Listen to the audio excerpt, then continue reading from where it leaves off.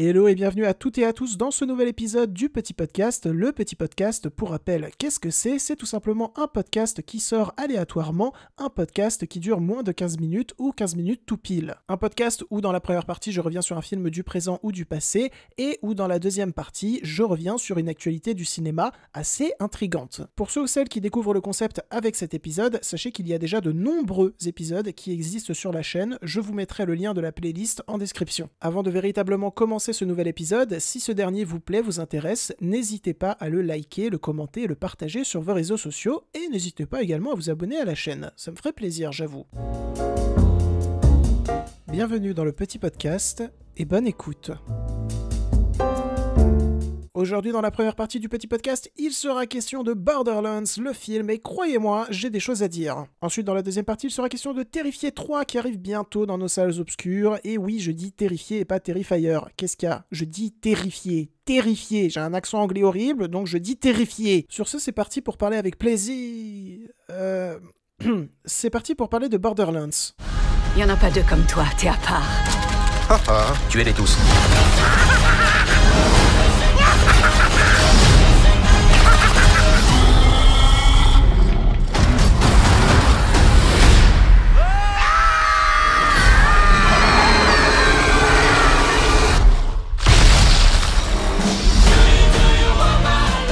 Borderlands est un long métrage sorti le 7 août 2024 en salle de cinéma en France. Il dure 1h40, c'est de l'action, de la science-fiction, il est réalisé par Eli Roth et j'en ai plus rien à foutre de présenter ce film tellement il est mauvais. Allez, calme-toi JB, même si c'est un accident industriel, on se doit de le présenter.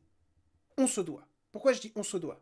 On est plusieurs dans ma tête? J'étais pas au courant. Comme je le disais, Borderlands est un film réalisé par Eli Roth, qui a notamment réalisé les films Hostel ou encore dernièrement Thanksgiving. Thanksgiving qui était plutôt pas mal honnêtement. C'était un slasher parfait pour Halloween, qui était plutôt sympathique, qui réinventait rien, on va se mettre d'accord, mais qui avait le mérite d'être efficace. Absolument pas comme Borderlands et... allez, calme-toi JB, continue la présentation, tu vas y arriver. Au scénario de ce cher et doux film, nous retrouvons également Eli Roth, mais aussi Joe Abercrombie. Au casting, nous retrouvons Cate Blanchett, Kevin Hart, Jamie Lee Curtis ou encore Ariana Greenblatt, qu'on a pu voir dernièrement dans Barbie, et Florian Munteanu. Cate Blanchett qui enchaîne tard et Borderlands, ça c'est de l'enchaînement absurde. C'est de l'enchaînement absurde qui enchaîne. Bon, maintenant, qu'est-ce qui nous raconte ce Borderlands? Eh bien, tout simplement l'histoire de Lilith, une chasseuse de primes au passé trouble qui revient à contre-cœur sur sa planète natale, Pandore, la planète la plus chaotique de la galaxie. Sa mission est de retrouver la fille disparue d'Atlas, l'homme le plus puissant et le plus méprisable de l'univers. Pour y arriver, Lilith va devoir former une alliance inattendue avec une joyeuse équipe de marginaux, Roland, un mercenaire chevronné, Tiny Tina, une pré-ado avec un gros penchant pour la démolition, Krieg, le protecteur musclé de Tina, ou encore Tanis, une scientifique fantasque, ainsi que Claptrap, un robot très bavard. Ensemble, ces héros improbables vont devoir affronter les pires espèces extraterrestres et de dangereux bandits pour découvrir les secrets les plus explosifs de Pandore, basés sur l'une des franchises de jeux vidéo les plus vendues de tous les temps. Bienvenue à Borderlands. C'est quoi cette odeur? Le pisse-wesh, Gully. Ah, Ferme ta vitre. je la ferme si je veux. Tu remontes cette vitre. Arrêtez de me dire ce que je dois. C'est de la pisse. C'est de la pisse. Pourquoi tu crois que ça s'appelle pisse-wesh? Y a une raison. Ah là là, que cet extrait résume bien ce long métrage, puisque quand on en sort, on a vraiment l'impression d'avoir de la pisse dans la bouche. Bon, tout d'abord, je dois être honnête avec vous, je n'ai jamais joué à un seul jeu Borderlands. Pour être encore plus honnête avec vous, ceux qui me suivent le savent déjà, mais je n'ai joué qu'à très peu de jeux dans ma vie. Honnêtement, j'ai joué beaucoup à Team Fortress 2 et Guild Wars 2. Ah oui, à Minecraft aussi. Et voilà, ça s'arrête. Donc, je vais juger le film Borderlands comme un film et non comme une adaptation. Mais croyez-moi, je compatis avec ceux ou celles qui ont joué aux jeux vidéo parce que, à mon avis, ça doit être une sacrée torture. Même pour eux, déjà que c'est une torture pour moi qui suis un néophyte de l'univers, je pense que pour eux, ça doit être une torture aussi parce que c'est juste pas possible de sortir un film comme ça. Parce que oui, Borderlands le film est une sacrée bouse, pour pas dire une sacrée... je vais pas dire le gros mot qui commence par un M parce que sinon YouTube va pas aimer. Mais la fameuse question, c'est pourquoi c'est une sacrée bouse? Eh bien, je vais tenter de l'expliquer. Premièrement, parce que le film Borderlands a été un réel enfer de production. Et on les connaît, les films qui ont eu un réel enfer de production, généralement... Ils sont pas très bons. Bien sûr qu'il y a des exceptions, il faut être mesuré. Sauf pour Borderlands. Là, faut pas être mesuré. Non, vraiment, faut pas être mesuré. Ensuite, pour véritablement attaquer mon argumentaire sur le long métrage, il est absolument hideux visuellement. Voilà, le long métrage est horrible visuellement. Je crois que ça faisait depuis The Flash que j'avais pas vu un blockbuster aussi calamiteux. Mais genre, vraiment, vous n'imaginez même pas la qualité médiocre des visuels de ce long métrage. Que ce soit premièrement en termes de photographie, la photographie du long métrage n'a aucune structure, ne donne pas de relief aux images. Tout, à chaque instant, que ce soit les décors ou les personnages, paraît au même niveau. Paraît plat, sans texture, et c'est pas aidé par les fonds verts qui sont absolument atroces, qui sont absolument cramés depuis des kilomètres. C'est très simple, tout ce qui est extension de décor par des fonds verts, c'est flou. Et c'est beaucoup trop flou pour paraître réaliste. Et je vous parle même pas des doublures numériques, notamment sur le personnage de Cate Blanchett. À la fin du film, il y a un événement extrêmement important qui est en train de se passer concernant le personnage de Cate Blanchett. C'est un événement extrêmement massif également, et tu n'y crois pas une seule seconde, parce que la doublure numérique, encore une fois, est cramée à des kilomètres à la ronde. Mais là, je parle de la vision technique de l'univers. Mais pour ce qui est de l'univers en lui-même, est-ce qu'il est bien présenté, est-ce qu'il est bien développé? Spoiler, non. Borderlands, le film, en termes de mise en place, en termes de développement d'univers, fait tout ce que je déteste. C'est-à-dire que l'univers n'est jamais véritablement développé. Par contre, on va te mettre une créature dans le bord droit du cadre, et puis là, on va te mettre un easter egg dans le bord gauche du cadre. En fait, c'est une technique pour te faire croire que l'univers est en train d'être développé, est en train de vivre. Mais non, à aucun moment l'univers est en train d'être développé et de vivre. L'univers est mort de bout en bout. Parce que le long métrage passe son temps à te dire, voilà, ça fonctionne, au lieu de passer son temps à t'expliquer comment ça fonctionne. Le film rush tout le temps. Le film passe son temps à te dire, t'as vu mon univers, comment il promet d'être passionnant? Bah oui, il promet d'être passionnant, mais rends-le passionnant, s'il te plaît. C'est pas en mettant une créature à droite et en mettant un easter egg à gauche que ton univers il va être passionnant, que ton univers il va vivre. Non, c'est des références peut-être, mais des références qui, en tout cas, moi, néophyte de l'univers, ne me parlent pas. Et je pense que ça insulte ceux qui aiment les jeux Borderlands. Et alors, attendez, parce que là, je parle du développement de l'univers, mais j'ai pas encore parlé du développement des personnages. Clairement, 90% du temps, les personnages, c'est « je suis un personnage et je dois aller chercher ce personnage ». Voilà, fin, basta. Mais alors, quand ils essayent de te développer ces personnages, c'est d'une ringardise terrible, malheureuse. Je sais plus dans quel film c'est, je crois que c'est dans La Cité de la Peur où il y a début du flashback, et après il y a fin du flashback. Bah voilà, c'est ce niveau. Et alors, s'ils te développent pas les personnages par des flashbacks pourris, c'est limite si les personnages vont pas se mettre en face de la caméra et dire « alors voilà, moi je suis un perso, et dans ma vie je fais ça, et après je vais faire ça. » Arrête!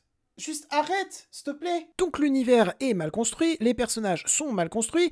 Qu'est-ce qu'il nous reste? Ah oui, il nous reste l'intrigue, cette fameuse intrigue. Eh bien l'intrigue c'est à peu près pareil, c'est on fait ça, puis on fait ça, puis on fait ça, puis on fait ça, et oh, on est arrivé à notre but. Sans qu'il y ait de réel développement, qu'il y ait de réelle consistance pour cette intrigue. Et en plus de ça, le but qu'ils atteignent à la fin, qui t'est vendu quand même comme un truc absolument ouf. Frérot, c'est nul. J'ai pas d'autre mot, c'est nul. Durant tout le film, on va te parler d'une fameuse arche. On va te faire monter en puissance l'aura de cette arche. Et quand tu la vois, bah elle fait la taille de quand je suis debout, quoi. Et je fais 1m73. Bon, du coup, les visuels, c'est pas ça. L'univers, c'est pas ça. Les personnages, c'est pas ça. Ah oui, ah si, il nous reste les acteurs, les actrices. Allez, let's go, je crois en vous. Et non, je déconne, je crois pas du tout en eux. Après, c'est pas des acteurs et des actrices qui sont mauvais de base, mais là, on a l'impression qu'ils ne jouent jamais en face l'un de l'autre. On a l'impression qu'ils ne jouent pas dans la même scène. Et je pense que c'est un reflet de l'enfer de production qu'a été ce film. Mais bon, il y a quand même des points positifs. Ça peut pas être le nouveau Dragon Ball Evolution. Ouais, il y a un point positif en vrai. Et ce point positif, je ne l'ai pas présenté tout à l'heure quand je parlais du casting, et c'est normal, je voulais garder un petit peu de surprise. Ce fameux point positif n'est autre que Jack Black. Voilà, Jack Black qui interprète le petit robot Claptrap. Claptrap qui est plutôt bien fait. Oh, attention, un deuxième point positif. Non, en vrai, c'est pas un extrême point positif, je trouve juste que Jack Black double bien ce petit robot et que en plus de ça, il apporte une dose d'humour qui fonctionne plutôt bien. La dose d'humour apportée par les autres personnages, non, ça fonctionne pas, mais la dose d'humour apportée par Jack Black, oui, ça fonctionne toujours. Et puis surtout, Jack Black, enfin, le personnage interprété par Jack Black, fait partie d'une scène qui résume parfaitement, mais alors parfaitement, ce qu'est le long métrage pour moi. Et il y a une scène dans le long métrage où les personnages se trouvent dans un lieu extrêmement toxique, où il y a des substances qui te désintègrent dès que tu les touches, et tout d'un coup, sur le sol, pousse une fleur. Et là, ils regardent tous cette fleur, ils se disent « Oh, dans cette planète complètement pourrie, dans cette planète complètement toxique, il y a quand même de l'espoir, de la poésie. Et bam, le personnage de Jack Black arrive sur la fleur, l'écrabouille. Et cette scène représente parfaitement ce qu'est le long métrage, c'est-à-dire un truc où par moment il y a de l'espoir. Je sais que j'ai pas trop donné l'impression que par moment il y avait de l'espoir. Sauf que oui, il y a de l'espoir, mais c'est écrabouillé tout de suite. Voilà, voilà. En bref, Borderlands, c'est un échec total. Et que si vous allez le chercher, vous avez intérêt à être bien accompagné. Ouh, allez, c'est bon, je me suis déchaîné sur un mauvais film. Maintenant, parlons d'un film qui m'intéresse beaucoup plus. I have to go back to the Terrifier. It's still buried there, isn't it? It might be the only thing that could stop them. Terrifier 3. Oui, je continue à dire Terrifier. Qu'est-ce qu'il y a? Allez, je suis gentil, je vais faire l'effort. Terrifier 3 sort le 9 octobre 2024 dans nos salles obscures. Il durera 2h05, ce qui est bien plus long que les derniers opus, il me semble. Il sera comme les deux premiers opus réalisé par Damien Leone et écrit par Damien Leone. Qui est ce Damien Leone? Damien Leone n'est autre qu'un réalisateur, scénariste, monteur et producteur américain qui a 16 ans de carrière. Et pour être tout à fait honnête avec vous, je n'ai jamais entendu parler de ce réalisateur avant qu'il réalise Terrifier 1, puis Terrifier 2, qui sont des films horrifiques avec un clown pas très sympathique qui ont engrangé un extrême engouement. Et alors, qu'est-ce que ça raconte concrètement, Terrifier? Eh bien tout simplement, la nuit d'Halloween, deux femmes croisent la route de Art le clown, un tueur sadique.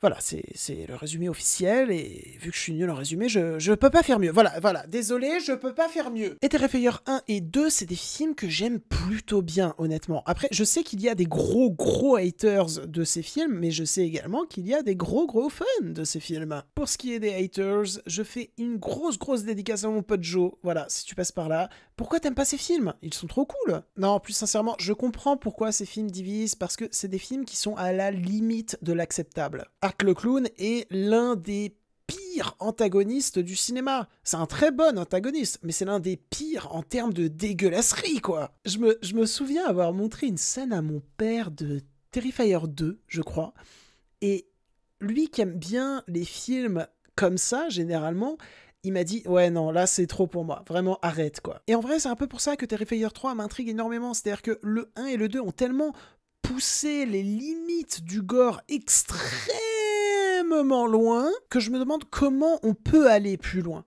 Bon, après, il y a quelque chose de nouveau dans Terrifier 3, c'est que ça va se passer à Noël. Et déjà, je trouve ça super intéressant qu'un film qui pue autant Halloween se passe à Noël. Et puis aussi, il y a un truc que j'ai pas dit, c'est que j'aime bien le côté un petit peu niche qu'ont les films Terrifier, même s'ils commencent à devenir de plus en plus connus.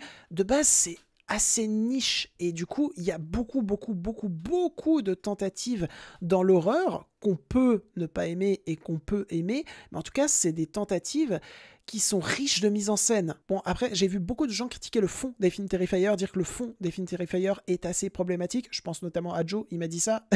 Mais je pense, et je suis même sûr en vrai, que les films Terrifier ne sont pas à prendre au sérieux.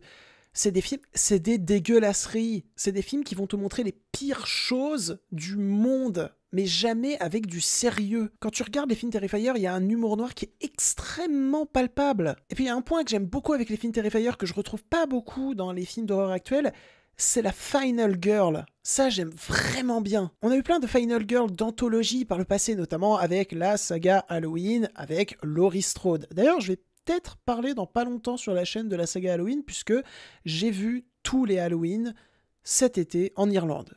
Oui, je les ai tous enfin vus. J'ai le badge Michael Myers sur Sens Critique. Vous l'avez, vous? Non, je crois pas, non. Mais donc voilà, ça faisait longtemps que dans une franchise horrifique, j'avais pas vu de Final Girl. Et là, je retrouve une Final Girl dans une franchise horrifique d'actualité.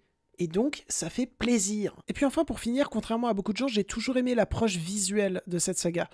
Le côté très amateur. En fait, je trouve que ça donne encore plus un côté concret aux scènes horrifiques, aux scènes gore. Et par conséquent, il y a un côté qui me terrifie beaucoup plus. Honnêtement, devant la saga Terrifier, il y a des moments où j'étais en mode « Ah non, arrêtez, non, vraiment arrêtez ». Genre, j'étais pas bien, quoi. Donc, quand je vois que Terrifier 3 réinvente la formule de la saga en se passant à Noël, et qu'en plus de ça, il a l'air d'aller beaucoup plus loin, eh bien, j'ai très hâte.